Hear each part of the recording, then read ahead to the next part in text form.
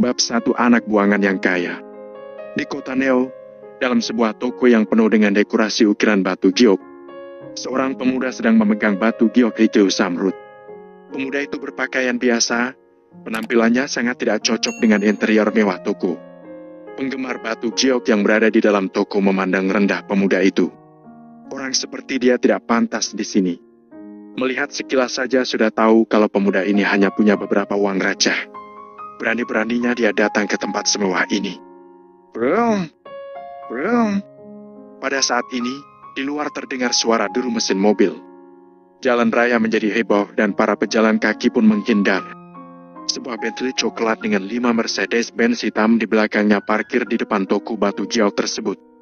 Ketika pintu mobil terbuka, 10 pengawal berpakaian hitam mengelilingi seorang pria yang beraura luar biasa.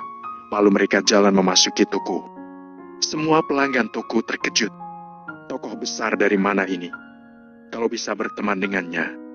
Pria berpakaian rapi itu masuk ke toko lalu melihat sekeliling. Ketika dia melihat pemuda itu, wajahnya langsung berseri-seri. Pria itu segera menghampiri pemuda tersebut. Ketika pemuda berpakaian biasa itu berdiri di sebelah pria tersebut, dia terlihat seperti bawahan si pria. Akan tetapi, pria yang beraura luar biasa dan berpakaian rapi ini malah bersikap sangat sopan terhadap si pemuda. Tuan Muda Valentino, ini sudah kelima kalinya saya mengundang Anda. Sekarang keluarga Wijaya sudah tidak mempunyai pemimpin, sedangkan Anda adalah satu-satunya penerus. Keluarga Wijaya sedang menunggu Anda untuk mengambil alih, kata pria itu dengan hormat kepada Valentino. Ketika mendengar pria itu menyebut Tuan Muda Valentino, semua orang yang berada di dalam toko terengah-engah. Valentino masih memainkan batu giok yang ada di tangannya.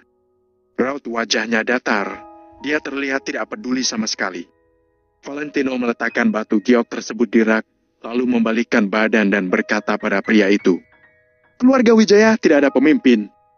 Apa hubungannya dengan anak buangan sepertiku?"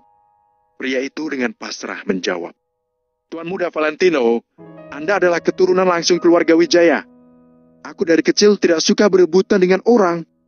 Mau itu status ataupun kekayaan keluarga, aku bisa menyerahkannya. Meskipun begitu, mereka tetap merasa aku akan merebut posisi kepala keluarga, jadi mereka mengusirku dari keluarga Wijaya. Waktu itu keluarga Wijaya yang memaksaku keluar, sekarang keluarga Wijaya dalam bahaya, jadi ingin aku kembali. Kalian pikir aku ini anjing yang bisa disuruh-suruh? Tapi benar juga karena diusir dari keluarga tidak ada bedanya dengan anjing terlantar. Tolong keluarga Wijaya jangan menggangguku lagi. Aku lebih suka sendirian." Setelah itu, Valentino mengambil batu giok yang sudah dibungkus, lalu pergi. Valentino sama sekali tidak melirik ke arah mobil Bentley yang seharga beberapa miliar itu. Pria itu terlihat sedih. Dia membuka mulutnya tanpa mengatakan sepatah kata pun. Akhirnya dia hanya menghela napas. "Sudah beres?" Pria itu menatap pemilik toko. "Tenang saja, bos. Batu gioknya sudah kuganti dengan yang kamu bawa," jawab pemilik toko. Pria itu menganggukkan kepala. Walaupun Valentino tidak mau kembali ke keluarga Wijaya, bagaimanapun juga, kini Valentino satu-satunya keturunan langsung dari keluarga Wijaya. Tidak peduli bagaimana kehidupan Valentino, tapi mulai hari ini semuanya akan berubah. "Tuan Muda Valentino, keluarga Wijaya telah ada selama 300 tahun. Tidak boleh hancur begitu saja. Jadi, tolong jangan salahkan aku," kata pria itu. Kemudian, dia membuat panggilan dan tanpa basa-basi berkata, "Besok adalah perayaan perusahaan tempat Tuan Muda Valentino bekerja. Siapkan hadiah yang mewah." Keluarga Kusuma mempunyai reputasi yang lumayan besar di kota Neo. Meskipun mereka bukan perusahaan terkemuka, mereka juga terkenal di kota Neo. 3 tahun yang lalu, Valentino diusir dari keluarga Wijaya tanpa membawa apa-apa dan dia pergi ke kota Neo. Dengan kebaikan Tuan Besar Kusuma, Valentino dinikahkan dengan nona muda keluarga Kusuma. Tidak tahu apa yang terjadi antara Valentino dengan Tuan Besar Kusuma, tapi pernikahan tersebut menggemparkan seluruh kota Neo. Angel Kusuma adalah nona muda dari keluarga Kusuma. Meskipun dia hanya seorang saudara jauh, dia juga keturunan keluarga Kusuma dan sangat disayang oleh Tuan Besar Kusuma. Angel adalah wanita yang sangat cantik. Banyak sekali tuan muda yang ingin mengajak Angel keluar untuk makan bersama. Akan tetapi, nona muda secantik Angel malah menikah dengan sampah seperti Valentino. Seluruh kota Neo tertawa terbahak-bahak. Hanya Tuan Besar Kusuma seorang yang mengetahui identitas asli Valentino. Namun, 1 bulan setelah pernikahan Valentino, Tuan Besar Kusuma meninggal karena mendadak sakit. Dia juga membawa rahasia identitas asli Valentino ke liang kuburnya. Sejak itu, tidak ada orang lain yang mengetahui identitas Valentino. Dia juga mulai menjadi menantu tak berguna yang dikatakan orang-orang. Waktu itu, Valentino menetap di keluarga Kusuma hanya karena dia mengingat kebaikan Tuan Besar Kusuma. Hanya saja tidak disangka, setelah 3 tahun berlalu, Valentino malah benar-benar jatuh cinta pada Angel. Selama 3 tahun ini, Valentino telah menerima banyak sekali ejekan dan tatapan sinis. Mau itu keluarga Kusuma ataupun orang luar, mereka semua menganggap Valentino hanya seorang badut. Akan tetapi, Valentino juga sudah menerima nasibnya. Bagaimanapun kehidupannya, lama-lama dia juga sudah kebiasaan. Ketika mengingat kembali apa yang barusan terjadi, Valentino tidak merasakan apa-apa. Dia sangat tenang sehingga mengejutkan orang. Padahal hanya dengan menganggukkan kepalanya, Valentino bisa langsung menjadi tuan muda yang terhormat dengan harta yang melimpah. Tapi dia tetap menolak. Setiap keluarga bangsawan terlihat makmur di luar, tapi kenyataannya terjadi banyak konflik kekuasaan di dalam. Sejak kecil Valentino telah menyaksikan semua ini, jadi dia hanya ingin menjadi laki-laki yang tak berguna. Namun meskipun begitu, dia tetap dianggap ancaman lalu diusir keluar dari keluarga Wijaya. Waktu itu mereka pasti tidak pernah menyangka kalau anak yang sudah susah payah dibuang, kini malah diminta untuk kembali dan menjadi kepala keluarga, kan? Tapi sekarang aku cuma mau jadi orang tak berguna, sindir Valentino. Setelah Valentino pulang, dia melihat seorang wanita parubaya sedang marah-marah di sofa. Wanita parubaya itu adalah ibu mertuanya Valentino, Mary Kosashi. Ketika Valentino berjalan masuk, Mary menatap Valentino seolah-olah dia ingin memakan Valentino. Kamu kemana saja? Apa membeli sayur perlu waktu begitu lama? Apa yang bisa kamu lakukan selain jadi orang tidak berguna? Marah Mary, dia menatap Valentino dengan jijik.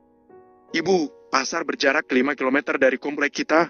Aku pulang dengan jalan kaki, jawab Valentino sambil menundukkan kepalanya. Kamu masih beraninya panggil aku ibu saat beli sayur? Kamu masih mau mengambil barang yang tidak diinginkan orang. Kamu tidak masalah merasa malu, tapi aku keberatan. Aku benar-benar tidak tahu apa yang dipikirkan kakeknya Angel saat itu. Dia malah menikahkan Angel dengan pria tak berguna. Ketika Mary mendengar penjelasan Valentino, dia semakin marah. Valentino tidak berkata apa-apa karena Mary adalah ibu mertuanya. Valentino sudah tinggal bersama keluarga Kusuma selama 3 tahun. Jadi dia sudah terbiasa dengan Mary dan tatapan orang lain. Pada saat ini, terdengar suara pintu dibuka. Seorang wanita yang tinggi dan langsing berjalan masuk. Dengan mengenakan setelan hitam, kemeja putih, rok hitam dan stoking hitam, dia memberi kesan wanita kuat. Kakinya jenjang, tubuhnya proporsional. Rambut hitam yang panjang, wajah yang putih dan halus. Rupanya sangat cantik, apalagi kedua matanya yang besar dan indah. Matanya mirip dengan bintang di langit, membuat orang ingin terus menoleh dan menatap. Kecantikan wanita ini sama seperti dengan keindahan dunia ini. Di kota Nio terdapat banyak pria tampan dan wanita cantik. Angel Kusuma adalah salah satu yang tercantik. Lalu, dia adalah istrinya Valentino secara hukum. Setelah Angel berjalan masuk, dia langsung mengernyit. Valentino, kenapa berdiri saja dan tidak memasak? Angel seolah-olah sedang berbicara dengan orang asing sehingga nadanya sangat datar. Angel, akhirnya kamu pulang. Hari ini harga diri keluarga kita sudah dihancurkan Valentino, kata Mary dengan nyaring. Ada apa? Angel melirik Valentino, tapi dia tidak merasa terkejut. Semenjak Valentino tinggal bersama keluarga Kusuma, dalam 3 tahun ini, dia sudah sering sekali mempermalukan keluarga Kusuma. Angel sedari awal sudah terbiasa. Saat ini Valentino merasa sedikit canggung. Dia lebih rela hanya Mary yang tahu mengenai dia memilih sayur termurah di pasar daripada Angel juga mengetahuinya. Dia bisa-bisanya memilih sayur termurah di pasar, kemudian mau memasaknya untuk kita. Kebetulan sekali tetangga komplek kita melihatnya. Kamu tidak tahu semua orang menertawakan kita. Mereka bilang keluarga kita sangat miskin. Semakin Mary berbicara, dia semakin marah. Mary sampai tidak dapat menahan diri lagi dan menampar Valentino. Ketika Angel mendengar ini, dia mengerutkan keningnya. Hal ini memang sangat memalukan. Akan tetapi, kemudian kening Angel menjadi rata. Dia bertanya pada Mary, "Ibu, apa kamu ada memberikannya uang? Kalau dia tidak punya uang, bagaimana dia beli sayur?" Mary kehilangan kata-kata setelah mendengar ucapan Angel. Dia pun berkata, "Aku, seorang pria seperti dia bahkan mau meminta uang dari ibu mertuanya untuk beli sayur. Memalukan sekali. Apa dia sendiri tidak bisa bekerja? Bukannya kamu yang tidak memperbolehkannya bekerja dan menyuruhnya tanggung jawab atas kehidupan rumah?" Angel mengerutkan kening lagi. Walaupun Angel juga memandang rendah Valentino, kali ini benar-benar salah Mary. Meskipun aku memperbolehkannya pergi bekerja, memangnya dia bisa buat apa? Mary mendengus dan menganggap masalah ini sudah selesai. Makan malam terasa menyiksakan. Mary terus-menerus mempermasalahkan kejadian tadi. "Besok adalah pesta ulang tahun grup Kusuma. Ini penting sekali. Apa kamu sudah menyiapkan hadiah?" tanya Mary. Bab 2 perayaan perusahaan. Angel menjawab, "Aku sudah menyuruh Valentino membelinya." Angel menoleh ke Valentino lalu bertanya, "Apa kamu sudah beli barang yang kuminta?" "Sudah. Kebetulan uangnya habis saat membeli barang itu, jadi waktu aku beli sayur." Valentino menganggukkan kepala, lalu dia berdiri untuk mengambil sebuah bingkisan. Namun, Angel tidak tertarik melihatnya karena dia sama sekali tidak berharap Valentino akan mengeluarkan barang yang indah. Angel benar-benar tidak habis pikir kenapa kakeknya memaksa menginginkannya menikah dengan laki-laki yang sangat tidak berguna. Sebelum Tuan Besar Kusuma meninggal, dia meraih tangan Angel dan berpesan kalau Angel tidak boleh memandang rendah Valentino. Tuan Besar Kusuma juga mengatakan kalau mereka berdua harus saling menghormati. Keluarga Kusuma Kotano pasti akan berkembang di tangan Valentino. Waktu itu Angel sangat terkejut karena kakeknya tidak mungkin akan berbohong padanya. Jangan-jangan Valentino mempunyai identitas rahasia. Akan tetapi, 3 tahun telah berlalu, Angel tidak melihat ada yang baik di Valentino. Selain memasak, mencuci dan pekerjaan rumah lainnya, Angel tidak tahu apa yang bisa dilakukan Valentino. Besok semua saudara jauh dan keturunan langsung keluarga Kusuma akan hadir. Begitu juga beberapa tokoh besar kota Neo. Kamu tidak boleh sembarangan bicara, mengerti? Ujar Angel dengan cuek. Meskipun ada yang mengejekmu, kamu hanya boleh menahannya. Keluarga kita sudah cukup memalukan. Aku tidak mau kita semakin malu. Tambah Mary. Valentino tampak tak peduli. Dia hanya menganggukkan kepalanya. Angel melirik Valentino. Dia langsung tidak ingin berkata-kata lagi. Ketika melihat kelakuan Valentino yang acuh tak acuh, Angel benar-benar merasa pasrah. Valentino bukannya tidak senang dengan sikap Angel. Keluarga Kusuma adalah keluarga yang besar dengan bisnis besar. Mereka mempunyai banyak saudara jauh dan Angel adalah salah satunya. Saudara jauh memang sering tidak dianggap dan dalam 3 tahun ini karena Valentino, mereka semakin dipandang rendah. Valentino memperhatikan semua ini. Tidak ada alasan lain. Ini hanya karena Valentino tidak seperti menantu keluarga Kusuma lainnya yang hebat dan berkuasa. Jadi Valentino juga tidak menyalahkan Angel. Keesokan harinya, di gedung grup Kusuma. Depan gedung perusahaan sangat ramai. Ada mobil-mobil mewah yang parkir di depan gedung, kemudian bunga merah terlihat di mana-mana. Suasana sangat meriah. Di kedua sisi depan gedung tersusun banyak sekali papan bunga. Di dinding tergantung spanduk panjang merah yang tak terhitung jumlahnya dikirim oleh perusahaan besar dan kecil kota Neo. Semua ini menunjukkan status keluarga Kusuma di kota Neo. Angel sebagai anggota keluarga Kusuma tentu saja memiliki tempat sendiri di perkumpulan keluarga Kusuma. Ketika Angel membawa Valentino ke ruangan, banyak saudara keluarga Kusuma yang sudah tiba. Angel pun menyapa mereka sambil tersenyum. Sedangkan Valentino sudah terbiasa untuk tetap diam, dia hanya mengikuti Angel di belakang tanpa mengucapkan sepatah kata pun.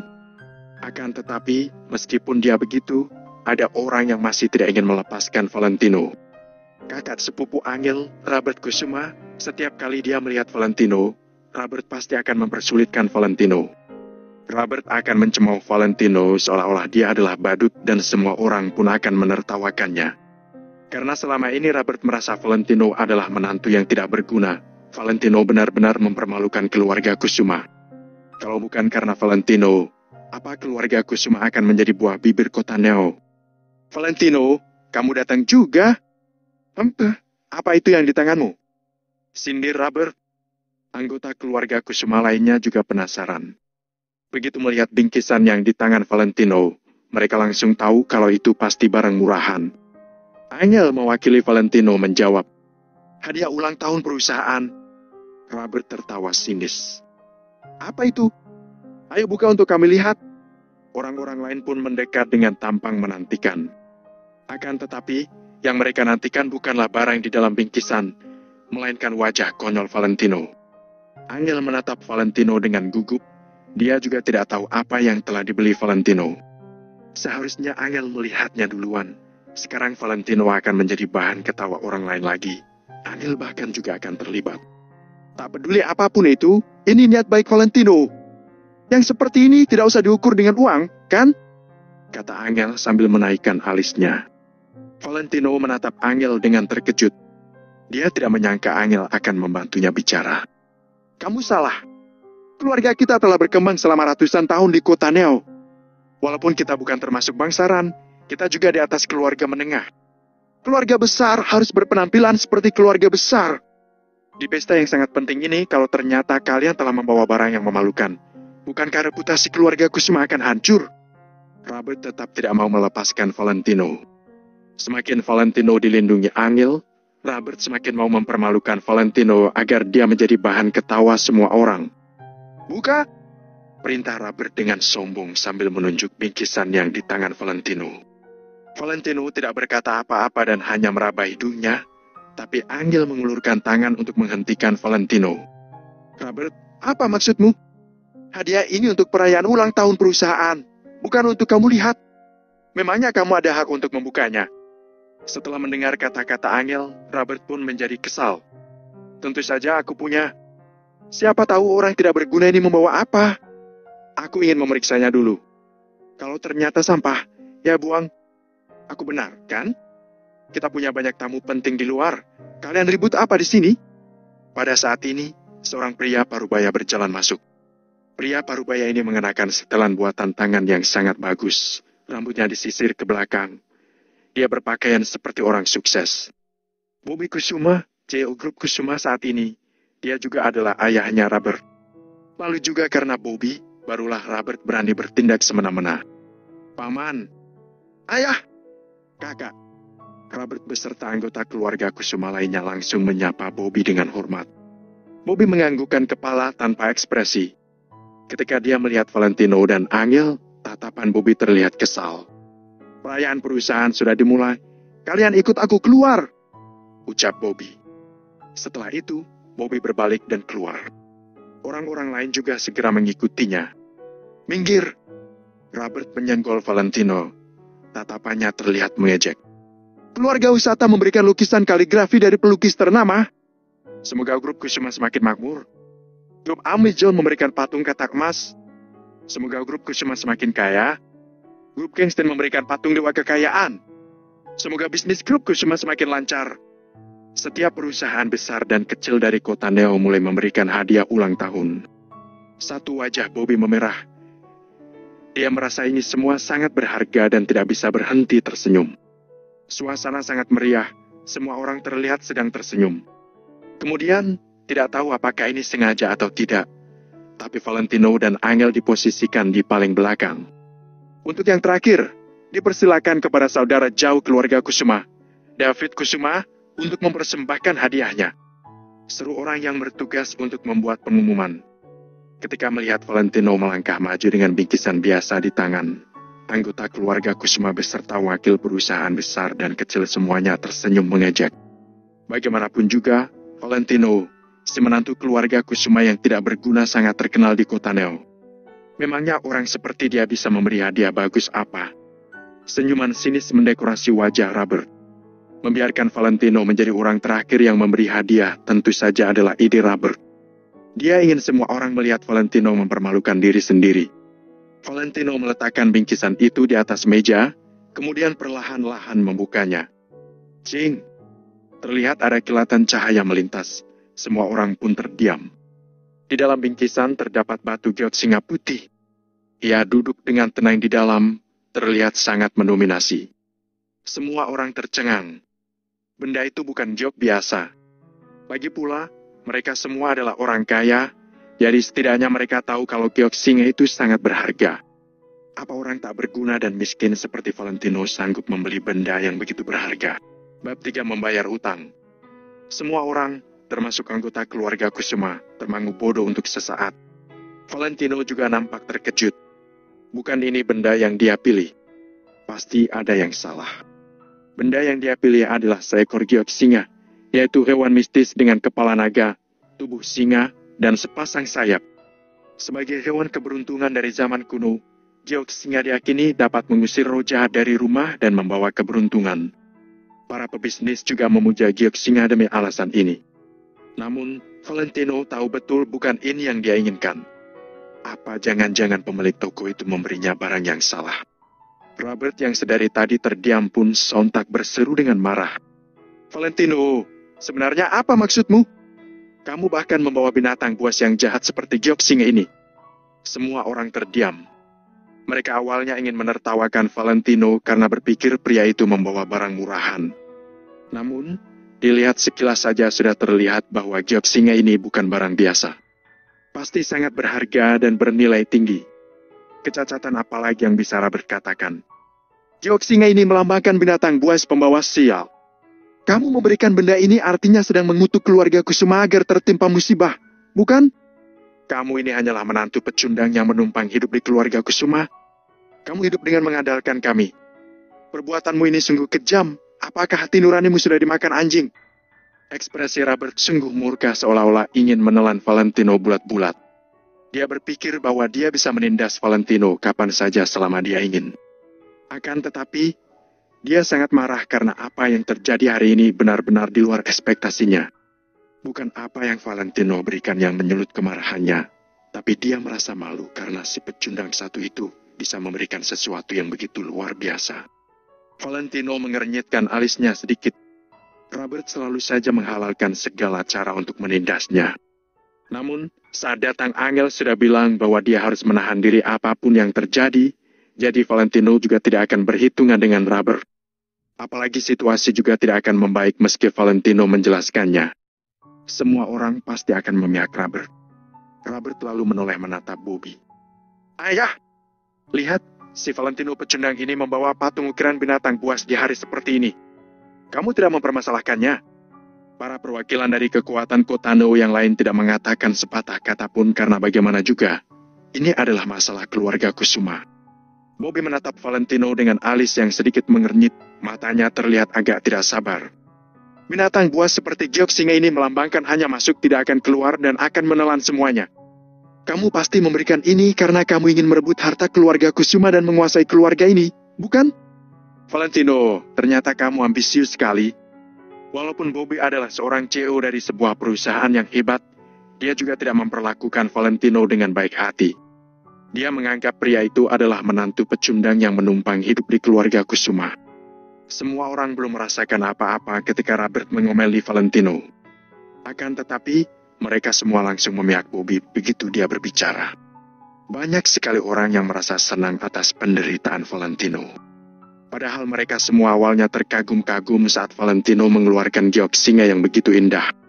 Namun, sekarang Valentino malah memindahkan batu terkena kaki sendiri dan membuat Bobby marah. Sudah tidak mendapatkan apa-apa, malah kena marah. Angel bahkan merasa lebih terhina dalam hati. Valentino, kenapa kamu tidak memberikan yang lain, malah memberikan giok singa? Kamu tetap saja akan dipermalukan meski memberikan barang seharga 20 ribuan. Bukankah hal seperti ini sudah sering terjadi padamu? Namun, kamu malah ingin menyombongkan diri dan memberikan patung giok singa kepada orang-orang yang jadinya mengira kamu ingin merebut bisnis keluarga Kusuma. Kamu benar-benar mau membunuh keluarga kami. Ya, suasana pun terasa sangat aneh.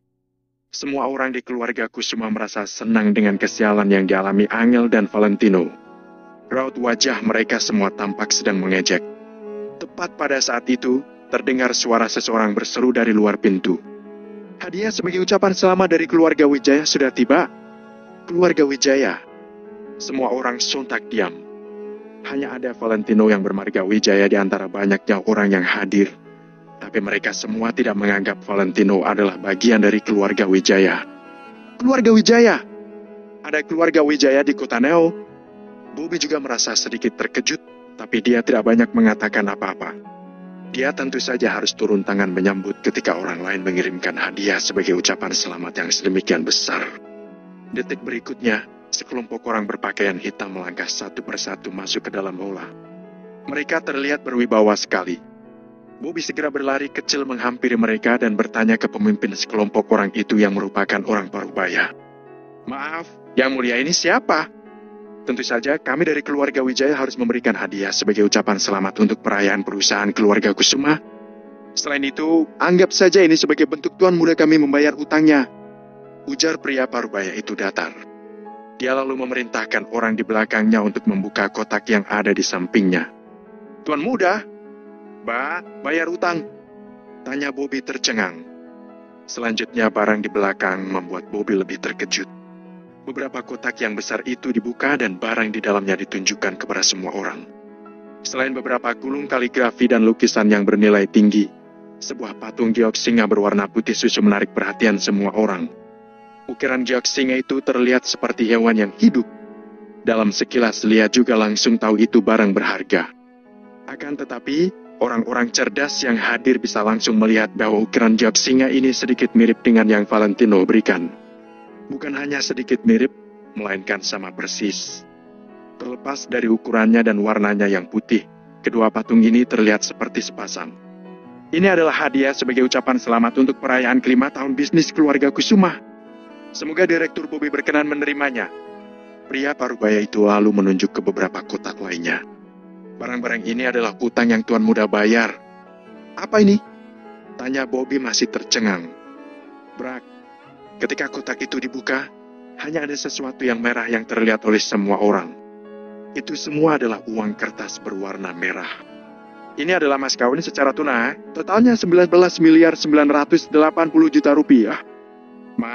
Mas kawin? Pandangan Bobby menjadi kosong. Mas kawinnya berupa uang kertas senilai 19.980 juta rupiah. Benar sekali. Tuan muda dari keluarga Wijaya, kami sudah menikah dengan putri dari keluarga Kusuma. Mana mungkin kami melupakan mas kawinnya? Ujar pria Parubaya itu sambil tersenyum. Dia kemudian memerintahkan orang-orang di belakangnya untuk meletakkan uang tunai itu di atas meja. Uang kertas merah itu dibagi per 20 juta. 999 tumpuk uang itu disusun dengan rapi di atas meja. Semua orang yang hadir di aula itu terdiam dengan dada yang naik turun dengan cepat. Entah itu anggota keluarga Kusuma maupun para orang kaya dari kota Neo lainnya. Jangan bahas ukiran giok singa itu. Uang tunai dengan jumlah sebesar ini sebagai mas kawin sudah cukup untuk membuat mata semua orang terbelalak kaget. Bagaimanapun juga, keberadaan para orang kaya itu sudah sangat tersohor karena kota Neo adalah kota kecil. Akan tetapi, sekarang ada keluarga Wijaya. Mereka bisa meletakkan puluhan miliar uang tunai hanya dengan satu lambaian tangan. Kehebatan macam apa ini? Mas kawin senilai puluhan miliar. Bobby juga sudah melihat banyak hal dalam hidupnya, tapi tetap saja saat ini dia terdiam. Walaupun rasanya dia tidak mengerti maksud dari ucapan pria Parubaya itu, tapi dia tetap bisa menangkap satu atau dua patah kata. Gadis mana dari keluarga Kusuma yang berhasil menarik perhatian tuan muda keluarga Wijaya? Bobby benar-benar tidak bisa menemukan alasan apapun untuk menolak mas kawin yang sedemikian besarnya di hadapannya. Dia bahkan tidak repot-repot meminta pendapat dari para putri keluarga Kusuma karena dia tahu tidak akan ada yang menolak. Selain itu, kenyataannya memang para putri keluarga Kusuma yang sebaya dengan Angel menjadi sangat bersemangat. Bahkan jika mereka tidak pernah mendengar keluarga Wijaya, tapi mana mungkin keluarga yang biasa-biasa saja bisa memberikan mas kawin sebesar itu? Pasti mereka keluarga yang kaya raya. Impian semua perempuan adalah bisa menikah dengan keluarga yang kaya dan menjadi nyonya muda yang terhormat. Akan tetapi, Angel hanya bisa tertawa. Barang-barang seperti ini tidak ada hubungannya dengan dirinya karena dia sudah menikah. Ukiran giok singa putih adalah hadiah sebagai ucapan selamat untuk perayaan, sedangkan mas kawin tunai senilai 19.980 juta rupiah ini adalah utang yang tuan muda bayarkan kembali. Aku tidak akan bicara lebih banyak lagi. Tanggung jawabku hanya untuk mengantarkan barang-barang ini. Hal-hal lainnya akan tuan muda bahas dengan kalian. Pria Parubaya itu berujar dengan datar, lalu membawa orang-orangnya pergi tanpa basa-basi. Bobby hendak mengantarkan mereka pergi, Tapi orang-orang itu lenyap dari pandangannya dengan cepat sekali. Keraguan merayap benaknya. Sebenarnya, apa maksud dari semua ini? Kenapa keluarga Wijaya membayar utang kepada keluarga Kusuma? Mas kawin ya mas kawin, tapi apa maksudnya dengan membayar utang? Jangan-jangan keluarga Wijaya berutang mas kawin pada keluarga Kusuma. Ubi tahu betul bahwa keluarga Kusuma belum pernah bertemu dengan sosok sehebat itu dari keluarga Wijaya. Jadi bagaimana dia bisa mengerti? Dirinya bahkan tidak kenal dengan orang bermarga Wijaya, tapi tidak juga. Suami Angil, Valentino, memang bermarga Wijaya. Akan tetapi, apa hubungannya pecundang itu dengan keluarga sekaya ini? Akan menjadi lelucon besar kalau sampai dia tanyakan. Napas semua orang yang hadir menjadi menderu saat menatap ratusan tumpuk uang kertas berwarna merah yang memenuhi meja olah.